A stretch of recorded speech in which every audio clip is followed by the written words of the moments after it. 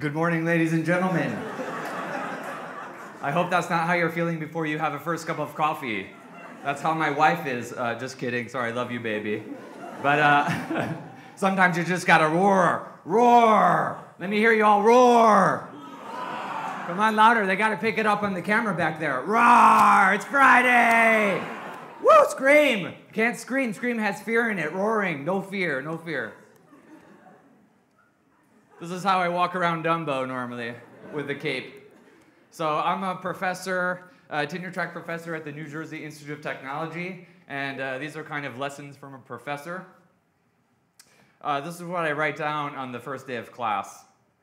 So I want to make sure that my students start off strong, and I want to give them enough advice to get things going. So my dad's best advice he ever gave to me was to never turn down an opportunity for a great story. So that you can parlay that into everything, and I'm trying to just build up this kind of full trust with my students. The other thing I do is I sign the back of my license where it says an organ donor. I just cross that shit off and write down I dedicate my body to design. And what I'm trying to do is prove to the students that I'm with them 100%. I dedicate my body to design just like I do to them. And ideas are everywhere. So what I do as a professor or as a creative or multidisciplinarian is I try to curate cool. Now that seems weird, but if you can set up an environment that's full of trust and a freedom of expression, then you can be as creative as possible. And the students will go wherever you take them. So this is another thing I do on the first day of class. These examples are out there, but what I try to do is I try to build my students into an excited, feeding frenzy of creativity, and I give these to the students. This one on the left, believe in your fucking self. This is good fucking design advice. They have a pledge that you can sign up, so I have my students take this pledge. They have to take a picture of themselves holding this, which you'll see in a second, and then they post it on the website. And then 33 ways to stay creative. There's a bunch of these things all over the place. You can see number 9, drink coffee and tea. Hopefully you guys got enough of that. And number 24, break the rules. But the whole point is that none of this stuff matters. You know, you break all of the rules. The whole point about being creative and being full of creativity is that you don't do any of this. You just make this shit up as you go. So what I tell my students is 37 is my favorite number. I tell my students what you need to do is if you just repeat yourself 37 times, by the time you get to the 37th version, it's going to be awesome. So if you make 37 prototypes, it's going to be fucking awesome the 37th one. If you have sex 37 times, you're going to be good at it on the 37th time. Just keep doing it, keep doing it. You know, I'm just a weird elf guy. Like these people that went before me, they're amazing people. That's why maybe I'm not on Fasco, but when my wife met me, she was like, "Oh, you remind me of Elf." I had never seen that movie, and then I finally watched that movie. That guy's crazy. So these are actually my students. They signed the good fucking design pledge advice thing, whatever the fucking thing is called, and that's them posting their photos up on the website. So you got it. Here they are. Now they belong. And so the reason I do this is just to get them to be on my team. Once they're on my team and they belong to this kind of like creative space, then they'll do anything that I tell them. This is a typical day of mind-blowing students at NJIT.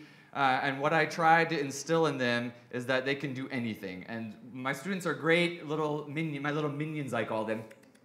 And that is because they'll do anything. I set up all these funny creative experiments and I just use them as my guinea pigs.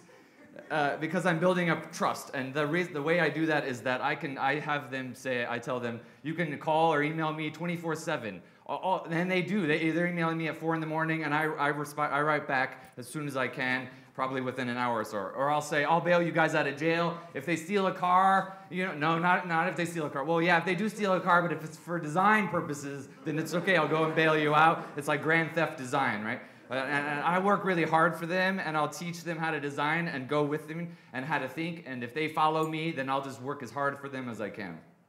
I'm exhausted at the end of the semester. That's us at the end of the semester. See, I got them to say yes to everything.